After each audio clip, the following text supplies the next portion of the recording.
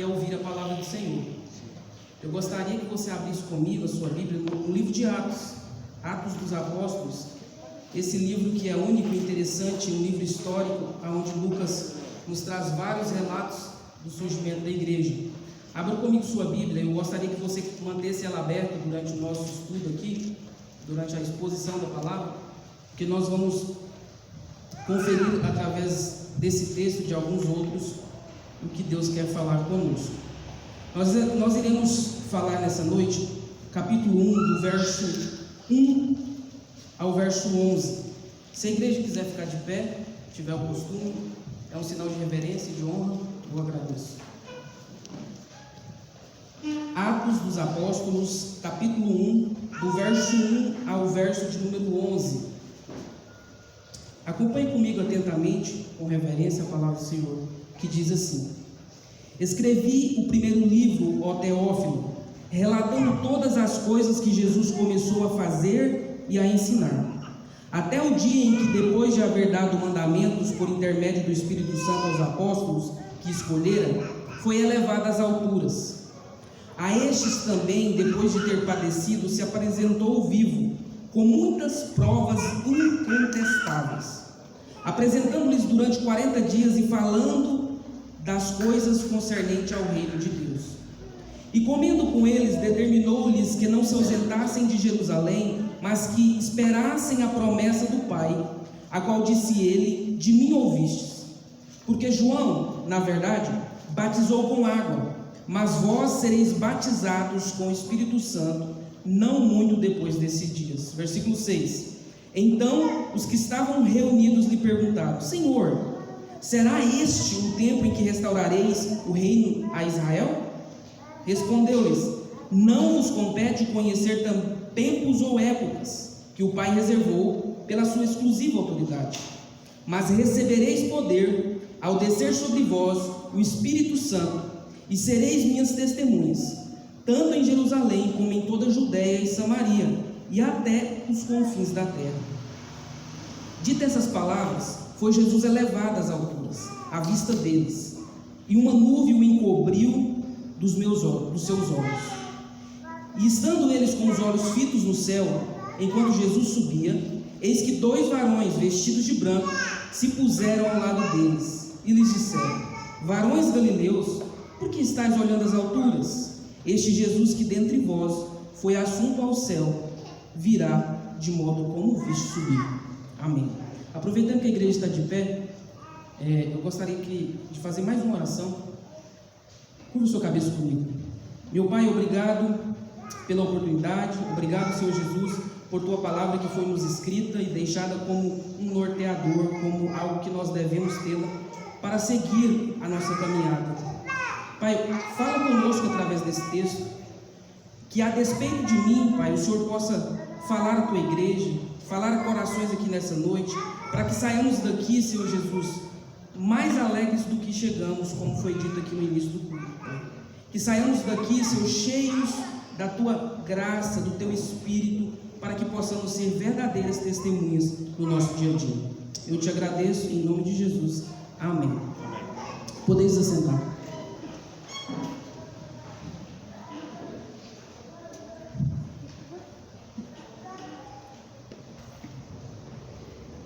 Eu queria começar lhe fazendo uma pergunta. Provavelmente aqui hoje tem muitos pais, seja pais fisicamente falando, pais que gerou filho, ou pais como o apóstolo Paulo, pai espiritual. E você que é um pai, seja você pai fisicamente falando ou um pai espiritual, imagine se a pessoa que é seu filho te dissesse que não cresce mais no que está escrito nessa palavra. Agora eu passei a crer em uma coisa diferente.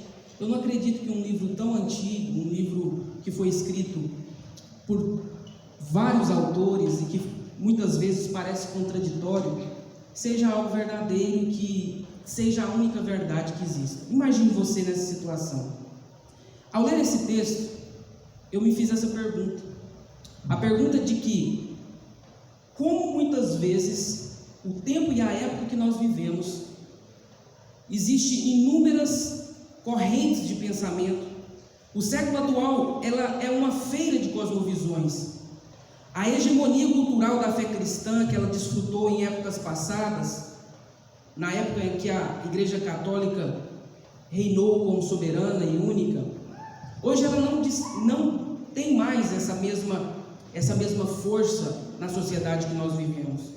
O cristianismo, muitas vezes, ele é atacado por um mar de pluralidade, por um mar de pensamentos, por um mar de ideias que muitas vezes atacam as pessoas que nós amamos, que nós pregamos, que nós ensinamos, que nós caminhamos no nosso dia a dia.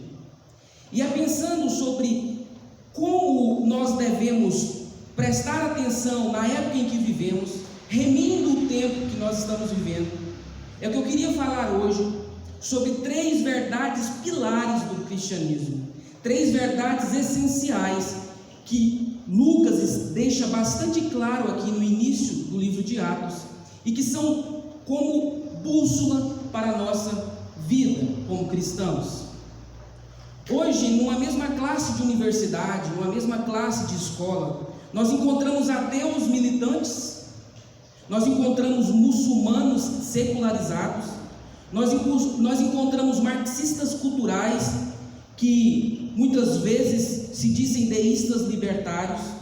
Nós encontramos nesse contexto, e somos muitas vezes pela mídia social, pelo celular, até pela TV, bombardeados com ideias inúmeras. Para você ter uma noção, em uma classe de seminário, um jovem, ouvindo a ministração do seu professor, disse que não cria exatamente como o professor estava dizendo, cria diferente, cria de uma forma que não existia uma verdade única, não existia uma verdade central. E os colegas estranharam aquele jovem, e o professor disse assim: se não existe uma verdade única, eu queria te fazer uma pergunta, você tem irmã? Aí ele disse: eu tenho. Aí o professor disse para ele: então por que você não casa com sua irmã? Se nada vale, se não tem uma verdade, se não existe regra, se tudo é permitido, se na época em que nós vivemos você pode ter qualquer sexo, você pode escolher da forma que bem entender, então faça da forma que você está dizendo que crê. E aquele jovem ficou calado, a classe ficou atônita, mas essa é a verdade. Se não existe uma verdade única, tudo que nós falamos cai por terra, não existe lógica. Mas hoje, através do que Lucas escreveu aqui, eu quero mostrar para vocês que existem verdades centrais no nosso cristianismo, que são verdades únicas e que através dela nós devemos viver a nossa vida diária. Mas para que a gente entenda o que Lucas está dizendo aqui, como é um texto antigo, como é um texto que foi escrito há muitos anos, nós precisamos entender o contexto que estava permeando aquela época. Se você olhar comigo a sua Bíblia, ele vai dizer assim: escrevi o primeiro livro, ó Teófilo, no primeiro versículo, relatando todas as coisas que Jesus começou a fazer e a ensinar. Aqui Lucas está se referindo ao primeiro volume da sua obra. Qual que é esse? É o Evangelho segundo carrega o seu nome, o Evangelho de Lucas. Então nós podemos considerar o Evangelho de Lucas e o livro de Atos como uma obra única, mas com 2 volumes. Então ele está dizendo: no meu primeiro volume, Teófilo, que era um homem governante daquela época, que era uma autoridade que talvez já tinha se convertido ao cristianismo e que pediu a Lucas para escrever sobre essa corrente de pensamento. Aí Lucas vem e escreve: eu escrevi o primeiro livro, e lá no início do seu evangelho ele diz que ele fez a escrita do primeiro livro e também desse segundo mediante acurada observação, investigou, foi atrás dos fatos, correu atrás da verdade, ele fez entrevista com as pessoas. Lucas, além de médico, como ele é bastante conhecido, ele é considerado também um historiador, e como historiador, escritor do livro de Atos, ele fez uma acurada investigação dos fatos para dizer para Teófilo: olha aí, Teófilo, foi isso que aconteceu com esse homem chamado Jesus. No meu primeiro volume, eu escrevi tudo o que ele começou a fazer e a ensinar, e agora, aqui nesse segundo volume, eu vou continuar a escrever sobre o que ele está fazendo e ensinando. Só que agora Jesus vai ensinar por meio dos apóstolos, mediante o poder do Espírito Santo. E aí que entra eu e você, como igreja de Jesus Cristo, como igreja que nasceu lá, nessa época em que Lucas estava reescrevendo os fatos, relatando os fatos, e nós vamos observar hoje como ele argumenta aqui no início desse livro. Então, além dele fazer apuradas investigações, pesquisas em busca da verdade, mostrar que ele estava fazendo tudo isso para convencer Teófilo de que o Teófilo passou a crer era verdade, nós podemos observar aí, caminhando no versículo 2, até um dia em que, depois de haver dado mandamentos por intermédio do Espírito Santo aos apóstolos que escolhera, foi elevado às alturas. E a estes também, depois de ter padecido, se apresentou vivo com muitas provas incontestáveis. Aqui está a primeira verdade que eu queria extrair do texto bíblico para que você fixe na sua mente hoje. A primeira verdade é: a ressurreição de Cristo, ela é uma verdade incontestável. Sem essa verdade, o cristianismo estava fadado ao fracasso. Sem esta verdade, nossa corrente de pensamento, falando filosoficamente, seria mais uma como as outras. Mas essa verdade é um pilar da nossa fé. Jesus Cristo ressuscitou. Ele não é um Cristo vencido e fracassado, que morreu, como os outros pregadores de diversas correntes de pensamento. Ele é um Cristo que ressuscitou e está vivo, para a glória de Deus Pai. Amém. E se nós, como cristãos, não entendermos que esta é uma verdade central nas Escrituras, que deve ser anunciada, que deve ser pregada, que deve ser falada nos lares, falada onde a gente for, ela pode ser minada muitas vezes no nosso dia a dia por outras correntes de pensamento. Mas o que eu queria dizer para você é que mesmo essa verdade, muitas vezes sendo uma das verdades mais atacadas na história do cristianismo, ela permanece como verdade inabalável, como Lucas escreveu aqui, incontestável. Jesus Cristo ressuscitou. Alguns críticos e alguns céticos, historiadores, escritores antigos, chegam a dizer que Jesus não morreu de fato. Ele apenas sofreu um desmaio na cruz, e depois que ele sofre esse desmaio, ele é levado ao túmulo. Parênteses aqui para você entender. O túmulo naquela época não era um túmulo onde as pessoas eram enterradas debaixo do chão. É um túmulo cavado em uma rocha, cavado em uma pedra, onde o corpo era colocado ali por mais ou menos 1 ano, até que ele fosse decomposto e virasse os ossos para que fosse engavetado. Mas segundo alguns críticos, Jesus não morreu de fato na cruz. Ele sofreu um desmaio, foi levado para o túmulo, e lá ele recobrou forças e voltou a viver. Alguns chegam a dizer que Jesus teve o corpo roubado pelos discípulos. Os discípulos, sabendo que Jesus diria que ressuscitaria, foram lá na calada da noite e roubaram o corpo. Outros dizem: não, as mulheres que erraram o túmulo, elas foram num túmulo que estava vazio. Aquele túmulo vazio, elas saíram falando que Jesus não estava lá e que ele tinha ressuscitado. Mas isso de fato é falácia, é conto de carochinha, porque Lucas nos mostra aqui que através da sua investigação, Jesus ressuscitou de forma incontestável. E não é só Lucas, irmão. Paulo também nos diz em 1 Coríntios que Jesus Cristo apareceu vivo. Ele apareceu vivo a inúmeras pessoas. As mulheres, ele apareceu vivo. Ele apareceu vivo aos discípulos. Ele apareceu vivo a Tiago, a Cefas. Ele apareceu vivo aos 7 lá na Galileia. E não só isso, ele apareceu vivo a mais de 500 pessoas no dia em que ele foi assunto ao céu. Então Lucas fala: Teófilo, não tem como negar, Jesus de fato ressuscitou. Glória a Deus.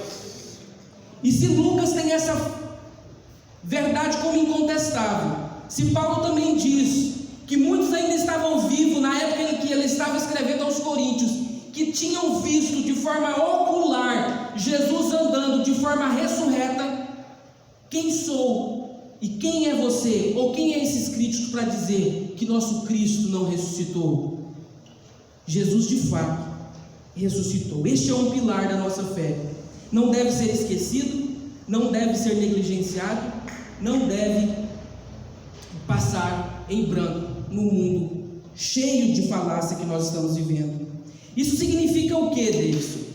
Beleza, eu creio que Jesus ressuscitou, eu digo isso às vezes, eu falo, mas o que significa isso de fato? Na prática, significa que nós, como cristãos, somos os únicos a ter a verdadeira esperança, que assim como o nosso mestre um dia reviveu dos mortos, nós não seremos vencidos pela morte. Amém. É isso que é a nossa esperança. É isso que é a esperança que você tem que dizer aos quatro ventos. Você vai visitar, se você quiser, o túmulo de Maomé, o criador do islamismo. Se você quiser visitar o túmulo de Buda, você conseguirá visitar. Se você quiser visitar o túmulo de Allan Kardec, o criador e o autor do espiritismo, você conseguirá. Se você quiser visitar o túmulo de Joseph Smith, um homem que é mais recente, criador aí do mormonismo, uma seita que permeia a nossa comunidade, que permeia o mundo e tem inúmeros adeptos, você vai conseguir visitar o túmulo deles. Mas eu quero que você se desafie, ou faça esse desafio aos outros. Visite o túmulo do nosso mestre, visite o túmulo do nosso Jesus. O túmulo do nosso Jesus é uma eloquente verdade de que Ele é o Salvador do mundo, que Ele é aquele que pregou a verdade e que nós devemos anunciar aos quatro cantos. Essa é a razão de nós crermos e acreditarmos, falarmos e vivermos pensando naquilo que Jesus realizou através da sua ressurreição. Mas caminhando aqui no texto, eu gostaria que você observasse o segundo pilar, que é importantíssimo no nosso cristianismo. Observe comigo o versículo de número 4. Diz assim: e comendo com eles, determinou-lhes que não se ausentassem de Jerusalém. Quem estava comendo com eles? Jesus. Quem não era para se ausentar? Os discípulos. Durante 40 os discípulos, e determinou-lles que não se ausentassem de Jerusalém, mas que esperassem a promessa do Pai. Aqui está a segunda verdade. A promessa do Espírito Santo é uma verdade necessária, que muitas vezes é mal entendida no nosso meio. Muitas vezes é pregada, é estudada de forma equivocada. E hoje eu quero trazer aqui uma reflexão sobre essa verdade, para que você saia daqui hoje entendendo ela, anunciando ela como um meio de necessidade para nós que vivemos o cristianismo. Observe comigo o texto. Aqui o texto está dizendo que Jesus diz o seguinte: o qual disse ele, de mim ouvistes, porque João na verdade batizou com água, mas vós sereis batizados com o Espírito Santo, não muito depois desses dias. Aqui Jesus usa uma expressão muito forte. Ele diz que nós seríamos batizados com o Espírito Santo. Para os discípulos que estavam ouvindo Jesus falar aqui, era uma promessa que ainda iria se cumprir. Para mim e para você, é uma promessa que já se cumpriu. Entendido? Então observe comigo. Jesus chama isso aqui de batismo com o Espírito Santo. Queria vir um batismo. Esse batismo foi profetizado em Joel, que não mais uma pessoa, como no Antigo Testamento acontecia, a pessoa tinha uma missão especial, como Abraão, por exemplo, de fazer uma nação que adorasse ao Deus verdadeiro, que por meio dele as nações da terra seriam abençoadas. Não só essas pessoas especificamente que receberiam o Espírito Santo para desempenhar a função. Agora, a partir dessa promessa, todos aqueles que crescem nessa verdade receberiam de fato o batismo com o Espírito Santo. Então é uma promessa para mim e para você. E a primeira verdade aqui sobre isso é que não existe cristão, não existe pessoa regenerada, convertida, que não tenha sido batizada pelo Espírito Santo. Se você crê no Evangelho, se você assume uma postura de cristão, você foi batizado pelo Espírito Santo. Essa é uma verdade, para que a gente possa caminhar aqui. Essa é uma verdade que muitas vezes é mal entendida. Outra coisa, para que o Espírito Santo fosse derramado, uma coisa tinha que acontecer. E nós observamos isso no Evangelho de João. Lá em João 7,39, Jesus diz que ele precisava ir, ele precisava ser glorificado, para que através da ida dele, da glorificação dele, ele enviasse o Consolador, o Espírito Santo. Isso aconteceu. Se você caminhar um pouco os olhos lá em Atos 2, você sabe muito bem que o Espírito Santo foi derramado naquelas pessoas.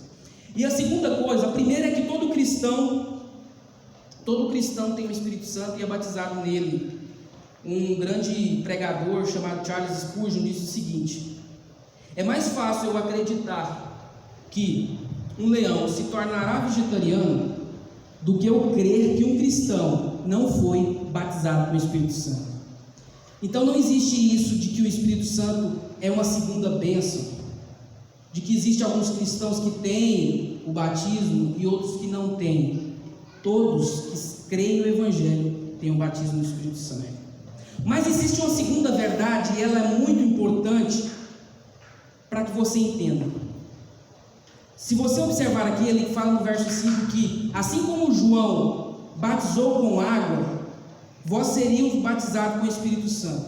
Ele está se referindo ao início lá do Evangelho, quando João diz assim: ó, eu estou batizando vocês com água, mas vai vir um após mim, mais poderoso do que eu, que vos batizará com o Espírito Santo. Isso aqui é uma verdade que você tem que entender. O que João está dizendo?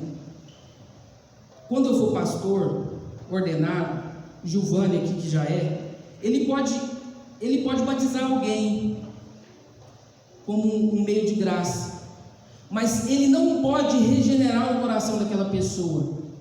Ele não pode converter de fato naquele ato de batizar. Quem de fato faz isso é o Espírito Santo.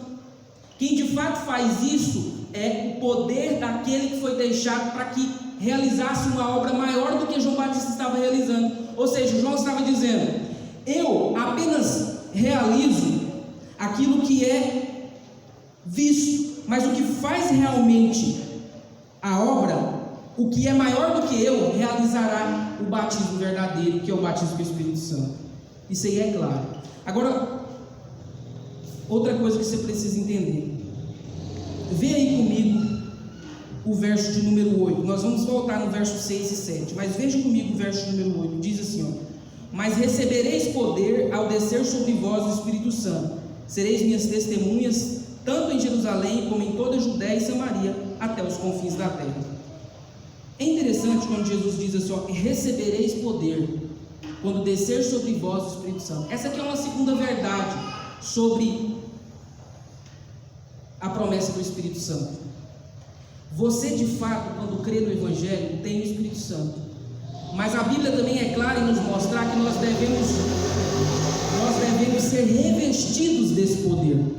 E que poder é esse, Deus? Por que eu preciso desse poder? Você precisa desse poder para você sair do campo da inércia, para ir para o campo da ação. Para você parar de ser um cristão frio, morno, opaco, parado, para você começar a ser um cristão que de fato realiza a obra de testemunhar o Evangelho. Jesus disse para os discípulos: fiquem aqui até que vocês sejam revestidos desse poder. Ou seja, além do Espírito Santo nos batizar e selar no corpo de Cristo, Ele também nos enche desse poder. E se você fosse perguntado, talvez eu sentasse aí do seu lado, numa conversa intimista, e eu te perguntasse, imagine comigo, quando a pandemia estava um pouco mais assim, perigosa, a gente aferia a pressão na entrada da igreja, né? A pressão não, a temperatura, com aquele aparelhinho. Imagine que aquele aparelhinho fosse um aparelho de medir o grau de poder que você tem. Imagine. E se eu te perguntasse, qual é o grau de poder do Espírito que você tem hoje como cristão? É uma pergunta para se refletir.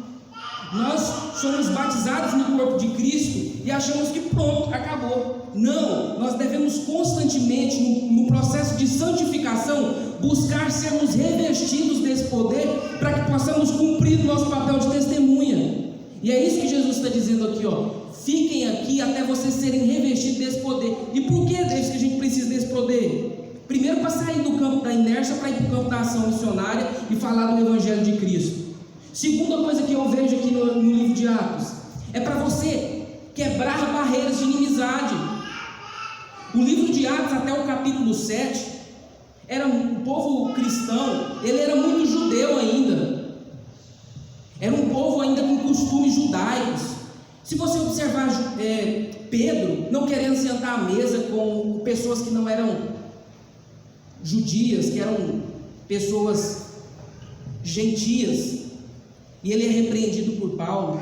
Se você observar a inimizade que o povo tinha com os samaritanos, isso é notório na Escritura. Tanto é que quando Jesus está sendo levado para ser crucificado, ele passa por uma aldeia de samaritanos e ele é rejeitado.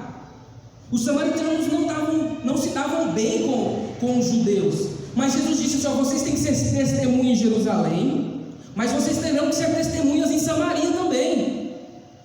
O poder do Espírito é para quebrar barreiras de inimizade, é para quebrar barreiras, para você conseguir perdoar o seu próximo, é para você falar do amor de Deus para aquela pessoa que você não se dá muito bem. Talvez está dentro da sua casa, tem rixa, problema, intriga. É pelo poder do Espírito Santo que nós conseguimos pregar o Evangelho a todo aquele que deve ouvir o Evangelho. Não é pelo nosso poder. Nós devemos buscar sermos cheios desse poder do Espírito. Amém. Para anunciar essa verdade, porque você não conseguirá quebrar barreiras culturais, barreiras sociais. Você não conseguirá quebrar barreiras, sejam elas qual forem, se não for por meio do poder do Espírito Santo. Então esse revestimento é para que nós sejamos selados no corpo de Cristo, para que nós nos tornemos um só corpo com Ele, mas também é para que nós tenhamos esse poder de anunciar e ser testemunha do Evangelho. Mas voltando aqui no verso 6, tem uma pergunta interessante dos discípulos. Eles fazem uma pergunta que muitas vezes eu e você pode já ter feito de forma consciente na nossa caminhada cristã. Eles dizem assim: então os que estavam reunidos perguntaram: Senhor, será este o tempo em que restaurareis o reino a Israel? Os discípulos até aquele momento não tinham entendido a característica do reino de Deus. Jesus ressuscitou, estava anunciando, lá no verso 2 diz isso, que ele estava anunciando as coisas concernentes ao reino de Deus. E os discípulos não entenderam a natureza desse reino. O reino de Jesus, que ele anunciou, que nós cremos, não era um reino geográfico, terreno, não era um reino político. Mas eles perguntaram: Senhor, você vai tirar o jugo do povo romano de sobre nós? É nesse tempo? É agora? Agora que o Senhor ressuscitou? Os discípulos queriam um Salvador que fosse um libertador, um líder político. E talvez você venha à igreja, ou muitos venham aqui dentro do templo, achando que Jesus veio única e exclusivamente para te curar, para te dar um carro novo, para te dar uma bênção. Jesus, ele de fato pode fazer isso, mas ele veio para nos dar a maior bênção possível, que era uma vida eterna com ele, no seu reino, que não é desse mundo, é um reino que já está acontecendo, mas é um reino espiritual, que se concretizará no último dia. E os discípulos que caminharam com ele não estavam entendendo, e nós muitas vezes não entendemos que o reino de Deus nos permeia, e nós devemos anunciar este reino que acontecerá de forma eterna, quando ele voltar de forma completa. Amém? Mas Jesus responde eles. Jesus diz assim: não compete a vocês conhecer tempos ou épocas que o Pai reservou pela sua exclusiva autoridade. O que Jesus estava dizendo? Você tem que parar de especular, tentar adivinhar as coisas, tentar descobrir coisas que não é concernente a vocês saberem. São coisas concernentes ao Pai, e não a vocês saberem os tempos ou as épocas. E nós muitas vezes ficamos só especulando, né, irmãos? Tentando descobrir uma data aqui, uma ali, tentando ver se Jesus já está voltando ou não. Quantas vezes pessoas já erraram, cometeram erros gravíssimos por causa de tentar elocubrar, tentar descobrir coisas que não é na nossa alçada. Jesus está dizendo: sai desse campo da especulação e vai para o campo da ação como minha testemunha. Então é isso, irmãos. A primeira coisa que eu falei aqui nessa noite foi que Jesus de fato ressuscitou, e nós devemos pegar essa verdade como uma esperança que difere de qualquer outra corrente de pensamento. Jesus de fato nos deixou um Consolador, que de fato nos une a Ele, mas também que nos reveste de poder para nós podermos ser testemunhas, assim como diz aqui no versículo 8, testemunhas desse reino. E em terceiro e último lugar, eu gostaria está aí nos versos 9 a 11, que diz assim, ditas essas palavras, foi Jesus elevado às alturas à vista deles, e uma nuvem encobriu dos seus olhos. Aqui está uma outra verdade que muitas vezes é negligenciada, eu não vou me delongar nela, mas é uma verdade pilar do nosso cristianismo, é a ascensão de Jesus Cristo. A ascensão de Jesus Cristo, ela é extremamente necessária. E por que disso que ela é necessária? Olha comigo o verso 9, ou verso 10. E estando eles com os olhos fitos no céu, enquanto Jesus subia, eis que 2 varões revestidos de branco se puseram ao lado deles. Ou seja, os discípulos estavam olhando, atônitos, tentando entender por que Jesus tinha deixado eles, por que Jesus estava sendo assunto aos céus. Aí os varões dizem assim, varões galileus, por que estáis olhando para as alturas? Esse Jesus que dentre vós foi assunto ao céu, virá de sobremodo como viste subir. Aqui está uma verdade que meu coração regozija. Jesus Cristo voltará. Amém. Eu creio. Assim como ele foi assunto aos céus, como os discípulos viram subir, ele voltará. Essa é uma verdade que alenta e calenta o nosso coração. Jesus Cristo voltará de forma pessoal, meus irmãos. É o mesmo que subiu, é o mesmo que voltará. Ele voltará de forma visível. Ele não vai voltar de forma oculta.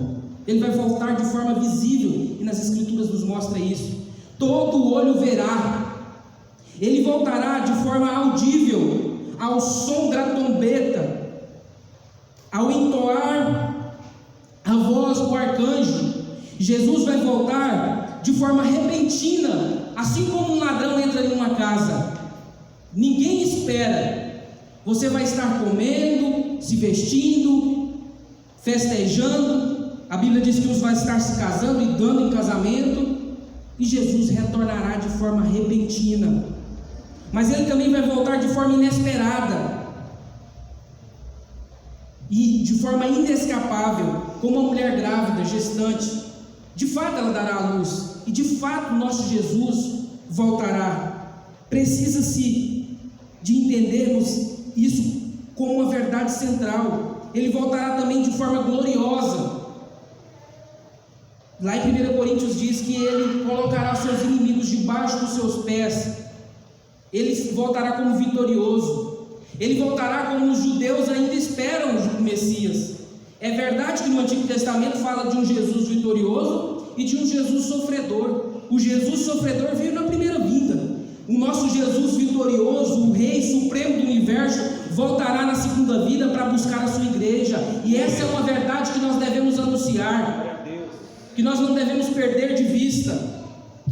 Vejam vocês aqui, Lucas está dizendo coisas centrais da nossa fé. Ele está tratando da essência do cristianismo. Ele falou da ressurreição, da descida do Espírito Santo. Agora ele fala da assunção, que concerne a volta de Jesus. E eu queria dizer para você, saia daqui hoje refletindo sobre essas verdades. Saia daqui hoje pensando, eu creio numa corrente de pensamento que é única, que é uma verdade incontestável. De fato, louvado seja Jesus por ter vindo e anunciado o teu evangelho, para que hoje eu pudesse ser salvo. Mas para que não fique só na forma de